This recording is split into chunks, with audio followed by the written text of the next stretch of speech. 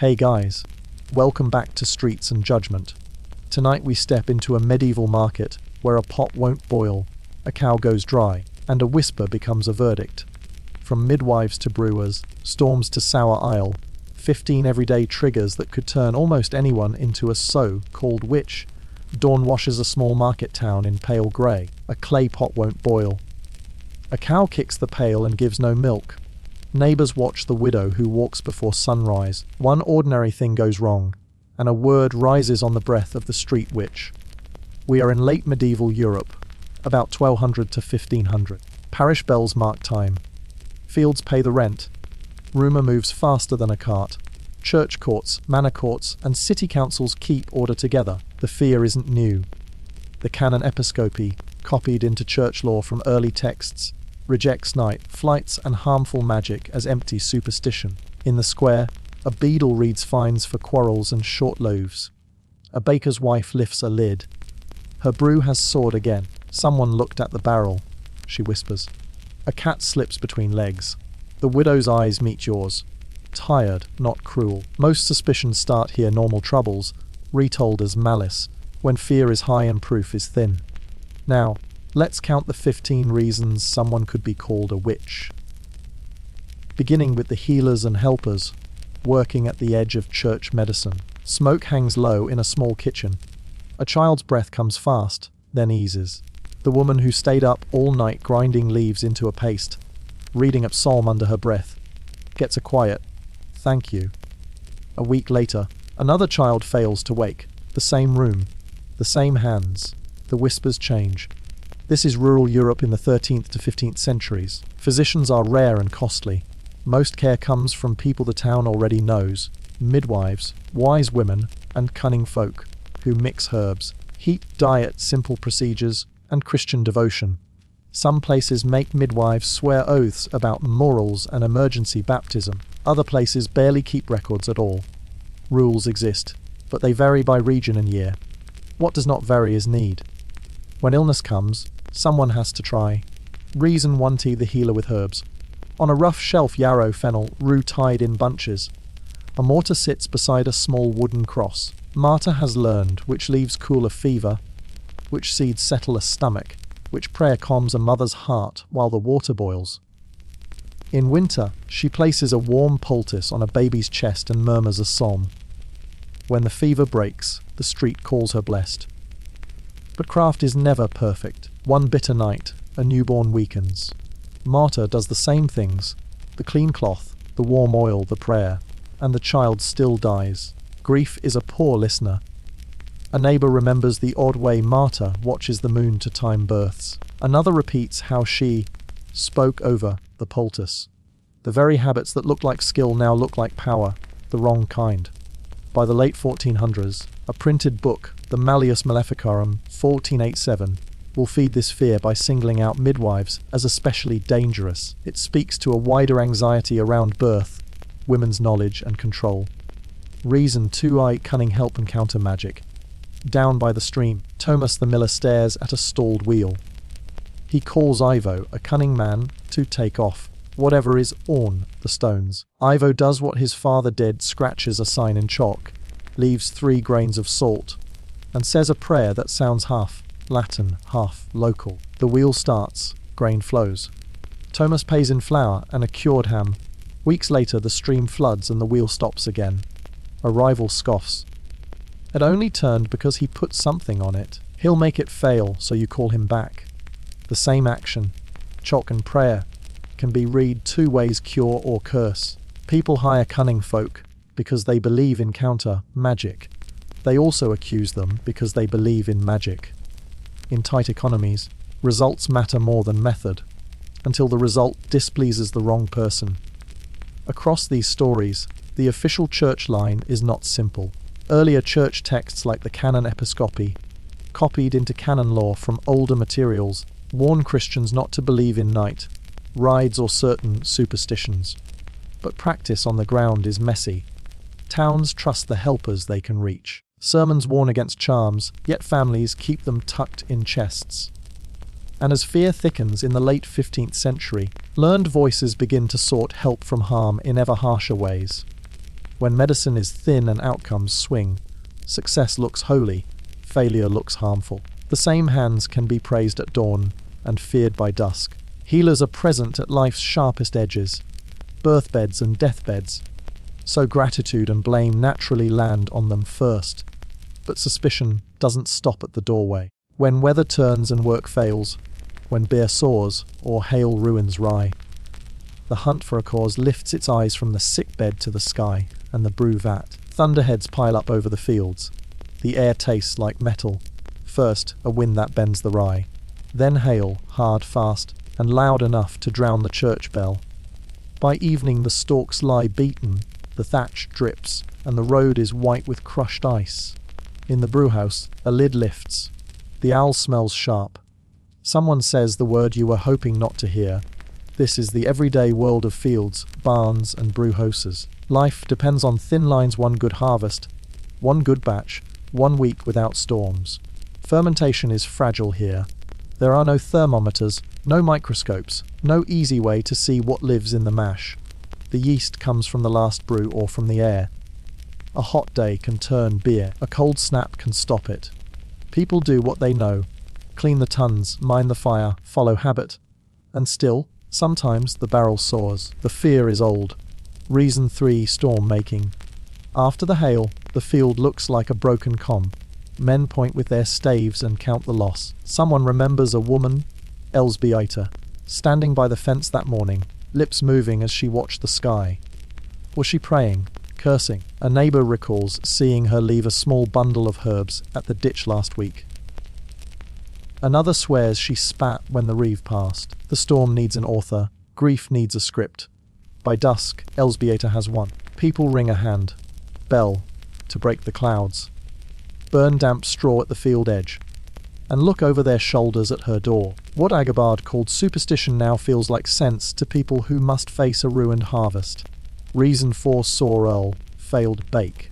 2 streets away, the brewer's wife Agnes draws a cup from the tun and frowns. The taste is wrong, vinegary thin. The loaves in the oven are flat. A rival, who lost a stall space to Agnes last market day, clucks his tongue and says he saw a pin stuck in the mash. A sign. He whispers. Others add fuel. Agnes argued at the well. Agnes sells out too fast. Agnes watches the moon. In truth, dozens of small things can turn a brew: leftover soap on a bucket, a cold hearth, a warm attic, a streak of wild yeast riding the breeze. But explanations don't travel as fast as a hint. In many towns, there are rules for bad owl and short bread. People know to blame. The step from faulty to foul is small when money is on the line. Across both scenes, the pattern holds. When chance and grievance meet, they invite a culprit. If a storm crushes rye, you look for the person who frowned at the fence. If a barrel turns, you remember the quarrel at the well. The world is risky. Naming a witch makes it feel less random. In a tight economy, loss demands a face. Weather and work fail without warning. Stories fill the gap, and those stories land on the neighbor who already stands a little apart. Food fails. Next, animals fail. When the cow goes dry and the butter won't set, suspicion walks from the field and the vat into the barn. The churn arm thumps and stays thin. In the stall, a cow kicks the pail, splashing warm milk across straw. Flies rise. Someone mutters, "She blinked at the beast this morning." As if an eye could stop an udder. This is the heart of household living. Dairying is food and money at once: milk for porridge, butter for market, cheese for winter. When livestock fall ill or yields drop, it is not a small loss, it is hunger on the table. Reason 5: milk that won't come. Call the cow Bruna. She fed a family through last winter. Yesterday, after a sharp argument at the well, Bruna suddenly goes dry. The maid swears she saw a knotted cord by the byre door, twisted 3 times and tucked under a stone. The cord becomes a symbol, the quarrel a motive. The farmer's wife runs through the usual fixes: warm mash, careful feeding, a different stall, a priest's blessing. Nothing changes. By evening, a cousin says she took the milk, meaning a neighbor has somehow drawn the milk into her own pail by spell or trick. The story spreads fast because it explains both loss and anger in a single line. Your misfortune is someone's intent. In truth, many things can push a cow off her milk: stress, sudden noise, pain in the hoof, a spoiled feed, the heat. None leave marks that a court can weigh, but the cord you can hold up. The quarrel you can remember word for word. In a world without veterinary books, a found object and a bad quarrel feel like evidence that fits. Reason 6 say butter that won't set. Inside the kitchen, the churn arm works in a steady rhythm. The liquid should thicken and break, pulling butter from buttermilk. It doesn't, for days. The smell turns. The house keeps trying longer churning, warmer water, a fresh starter. A neighbour, Clara, passes by with her spindle just before dawn. She spins thread in the half-light, which is odd but not a crime. Still, someone whispers that spinning, tease, butter, winding it so tight it cannot come. The rumour sticks because it links a visible act, spinning at strange hours, to an invisible failure, molecules refusing to gather. A rival baker adds that Clara laughed at the market when the churn first failed. Now, even a laugh is part of the case. Modern cooks would point to temperature, cleanliness, and culture: a room too warm or too cold, a trace of soap in the churn, a weak starter, or simply time. Medieval households knew practical rules. Wash the vessel, rinse with scalding water, mind the weather. But when rules fail, stories take over. A spindle becomes a spell. A woman at dawn becomes a thief of fat. When nutrition and cash sit in a single pail, families guard them with narratives. Those narratives reach for a person, not a process. And the person they pick is often the one who argued yesterday, lives alone, or does things a little differently. From barns to bodies, once the pail is suspect, so is the skin and the creature at your heel. Next, we look at marks and animals, how moles, scars, and a black cat can be read as signs. By lamplight the skin looks like a map: moles, scars, tiny folds time has drawn. A cat settles into a lap and purrs like a mill wheel. None of it is strange, until someone decides it is. Across late medieval towns, people begin to talk about marks that set a witch apart and animals that serve as hidden helpers. The ideas are uneven and local, told in kitchens and at wells. Then, in the early modern period, authorities shape them into proof. What starts as rumour hardens into routine. Reason 7. The mark: midwives are preparing a mother for baptism right after birth. Someone asks for salt, a common item in Christian households and baptism rites. So a neighbour fetches it from a chest. As she returns, the midwife notices a birthmark mid-thigh on the woman who has been helping all week. It is the kind of mark many people have and never think about. But a rumour is already loose that witches have spots that do not feel pain or do not bleed when pricked. A whisper runs the room. There, do you see? Here we need care. The famous pricking tests, searching the body for an insensitive place, sometimes with sharp needles, are best documented later in early modern trials.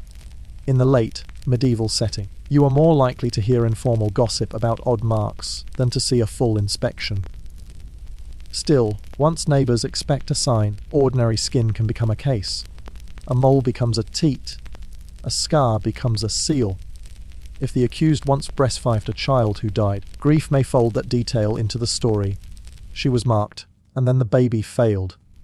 The mark explains everything after the fact. Reason 80. The familiar by the hearth. A black cat curls and blinks. Children giggle that it talks to you because you answer it the way lonely people do, half joke, half comfort. Weeks later, a house fire flashes through your roof. The cat darts out, singed but alive, while a neighbour loses her chickens in the smoke. Survival should be simple luck, it becomes evidence. Someone says the cat carried a spirit, or that you feed it with drops of blood from that same suspicious mark. Again, the fully formed familiar story. Next, we move from signs on skin to sentences in air, quarrels, slander, and the power people gave to speech. The street is loud on market day. Hooves on cobbles, iron on wood, voices stacked like crates. You pay too much for a bolt of cloth and feel the heat rise in your chest. The words jump out before you can pull them back. You'll regret this. By Friday, the merchant's child is burning with fever. Your sentence, spoken in anger, now reads like a spell. In tight medieval communities, people keep score. Neighbors share walls, wells, and work. Disputes don't vanish, they settle into memory. When tempers snap, the aftermath often goes through local courts. Manorial or borough rolls in the 13th to 15th centuries show suits for defamation and slander. In some places, accusations of harmful magic sit right alongside charges of insult and rumour. Words matter because they travel, and because they stick. Reason 9z, the spoken curse after the bad bargain. You spit the line. You'll regret this, and storm off. You meant frustration, not fate. 2 days later, the merchant's little boy coughs, until his skin turns the colour of lard. A mother remembers your words so clearly she can taste them. The market has witnesses. A porter heard the insult. A girl at the ribbon stall saw your face. The baker repeats it with flour on his hands. The week's timing does the rest. Grief wants order, fear wants cause. The threat becomes a curse that worked. At the hearing, no one brings a physic or a priest with a theory of germs. The evidence is memory. Who said what, when, and to whom? A sworn statement, a promise before God, and the town nods. The judge weighs character. Are you quarrelsome? Did you slander before? Did you pay your tithe? In a world without forensics, the court reads reputation like a ledger. Reason 10. The rumour engine, a peddler, rolls in with pins, ribbons, and stories. He whispers that you sell love charms. Dried rose hips tied with a hair, a prayer folded 3 times, a coin warmed in vinegar. He names you in a village 2 days' walk from here. The rumour arrives before you do. By the time you reach that place to visit a cousin, people already look away. Rumour is a machine that powers itself. Each retelling adds a gear. Someone claims you were seen near a chapel at dusk. Another swears you slipped a packet to a girl with a soldier sweetheart. None of this has to be true to feel true. It has a shape, secret act, public change.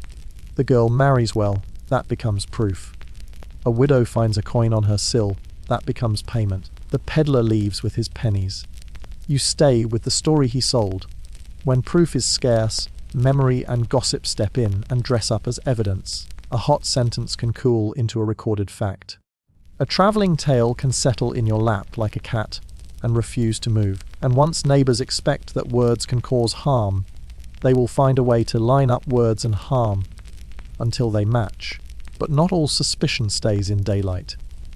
The next fears live in the night. Footsteps by the church at midnight, ribbons at the crossroads, drums where no feast is set. We move from sentences in air to shadows and places. The hours and thresholds that turned ordinary people into suspects. Midnight leans against the church wall. The moon throws pale bars across the nave door. Somewhere close a drum beats, soft, steady, and there is no feast on the calendar. A figure moves along the lane with a bucket, breath white in the air. By morning, this quiet walk will have a name it did not earn. Certain hours and places carry weight. Night travel, forest edges, crossroads, bathhouses, and unsanctioned dances drew suspicion in late medieval communities. People relied on habit to read safety daylight, open doors, public blessing. Step outside those patterns and ordinary acts could look strange. Reason 11t. Night wandering, you leave your door at midnight to fetch water for a feverish child.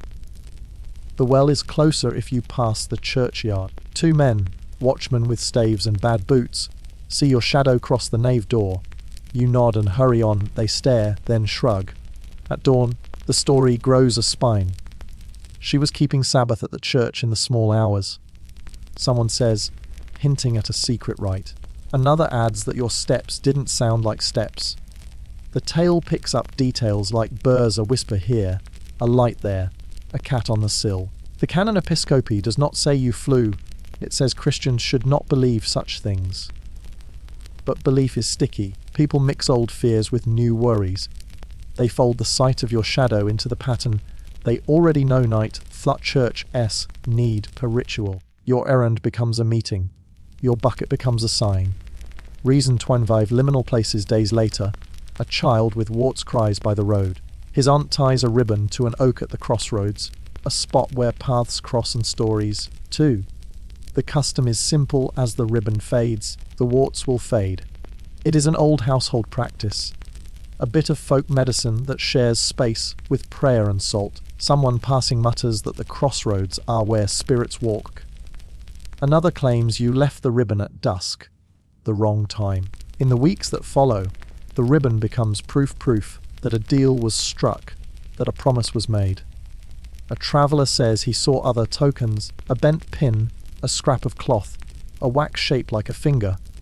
Whether he did or not hardly matters, because each item fits the story people expect. A ribbon for a wart is a quiet hope. Under pressure, it turns into a pact. And because the place is a crossroads, neither here nor there, it feels like a doorway you should not have opened. Across both scenes, notice how the same action can be read two ways. A night walk can be love for a sick child, or a secret rite. A ribbon charm can be comfort, or a contract. Once fear primes the eye, time and place do half the work of accusation. Communities use time and space as codes. Being in the wrong place at the wrong hour, even for a good reason, could rewrite your day into someone else's myth. Next, we turn to books, stars, and unusual knowledge, and how knowing things at the wrong level, or the wrong time, could mark you out. A candle gutters on a windowsill. On the table lies a scrap of parchment, ruled with pale circles like a thumbprint. In the margin, small notes: new moon, sow late, full moon, cut herbs. Outside, a clerk passes, sees you mark the page, and frowns as if ink itself were a spell. In the late Middle Ages, literacy is uneven. Many can't read, some can make lists or copy a prayer. A few keep almanacs and simple tables. Ideas travel down from universities, astrology, alchemy, medical law, into markets and kitchens. The line between natural knowledge and forbidden knowledge is not fixed. It is argued in pulpits, in schools, and at doorways. Reason 30z. Reading the stars, you are practical. You keep a lunar calendar not to tell fortunes, but to time your work. When to plant beans. When to dry linen. When your monthly bleeding will start, so you can plan the long walk to market. The page is neat moons drawn in charcoal, short notes on weather, 2 letters to mark menses. You learn the habit from a cousin who once served in a monastery kitchen. He copied the moon phases from a wall chart over the brew vats. It helped, you kept it. Then your neighbour's ewe dies. A weak animal, near lambing, after a stormy night. Grief needs a cause, and your page is easier to see than a chill or a worm in the gut. She calls your notes a spell book. Her husband takes the parchment to the parish clerk, who recognises the moon signs, frowns harder, and says you are too sure of the sky. The talk grows teeth. She writes the moons to bend them. Another voice adds, I heard she watches the eastern star at dawn. What was household planning becomes secret power when read by the wrong eyes. Here the tension is real. The clerk returns your parchment with a warning. You try to explain. Planting by the moon is like listening to weather signs or watching the swallows. It is not fate, it is timing. But fear prefers clean lines. The neighbour's ewe lies still. The town stores that image beside your chart dead sheep, drawn moons. And the story writes itself. Knowledge outside approved channels can look like power without permission. In a world where books talk with the voice of priests and scholars, a poor woman's notes can be read as claims. Claims over time, chance, and God's will. The same table of moons that makes work easier can also make you the easiest person to blame. And when trouble grows beyond 1 yard, bad harvests, sickness, war, fear reaches for bigger culprits. It won't settle for a notebook or a neighbour.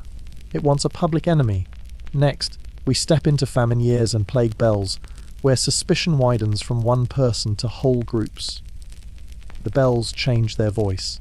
Not for mass, for plague. Doors are chalked. Lime dust floats where a cart has stopped. Bread rations thin. A dry wind moves over fields that promised much and gave little. When hunger and sickness press a town from both sides, people look around for someone to carry the weight. Epidemics, failed harvests, and war hit fragile communities hard. Outsiders, Travelers, migrants, people with no kin, and those who live on the edge, widows, the poor, the disliked, face the most risk. In such seasons, suspicion stops being about one churn or one quarrel and becomes a public story. Reason 14. Disaster scapegoat. After a harvest fails and fever moves from cottage to cottage, a traveller appears at the town edge. He carries a leather pouch with powders, salt for meat, crushed chalk, maybe pigments for a scribe. A boy coughs as the man passes. Someone shouts that he is carrying plague in powders. He is dragged to the square and beaten until he drops the pouch. The dust flares white on the stones. It looks like guilt because people need it too. The traveller staggers away. The next week, 2 riders with saddlebags are refused at the inn.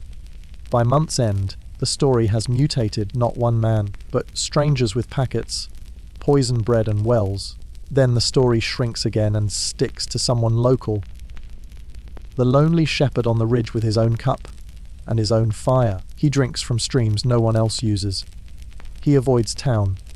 From a distance, he looks like a moving dot that explains a still map of fear. We have seen this before. In plague years, towns sometimes seized on easy villains. People without protection, people who look different, people in the wrong place. A pouch of salt becomes a weapon. A habit of solitude becomes a charge. Panic, once fed, travels. Reason 53. Being the wrong woman. Her name is Magda. She is older, widowed, and childless. She sells eggs and thread, speaks her mind at the well, and lives in a small hut near the boundary stone. She is not rich enough to be generous every time someone asks. She is not soft enough to hide her temper when cheated. In a season without mercy, these are not accidents.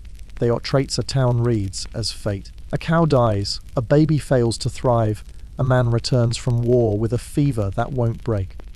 People remember that Magda once quarrelled with the baby's aunt. They remember the night her cat survived a kitchen fire. They remember the malleus, style lines they have heard in a sermon or from a literate neighbour, that women are credulous, envious, and prone to harm by hidden means. None of this is proof. It is a lens that makes proof out of scraps. At the parish chest, the alms roll shows Magda's name in a tight hand. Help given, help refused. Need recorded. The same page that proves the town's charity becomes a ledger of suspicion. She takes and she curses. A hard winter turns poverty into character evidence. Being alone becomes a motive. Panic simplifies. It takes weather, war, disease, and bad luck, systems too wide to hold, and squeezes them into one face, one name, one witch. The widow steps to her door. She looks like she did in the first light.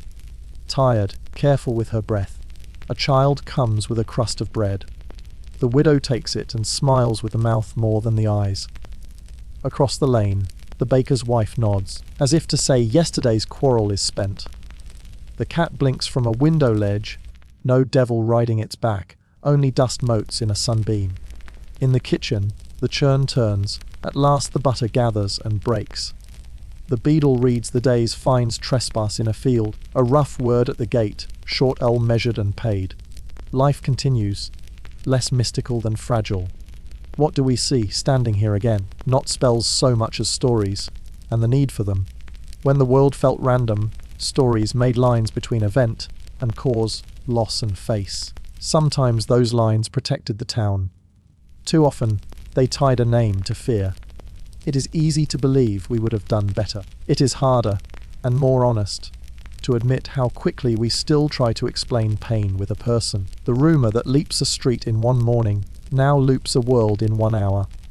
We still read marks on skin, pets at heel, words out of context, and late night steps as if the frame around them were proof that witch was often an ordinary neighbour, caught where risk, resentment, and authority met.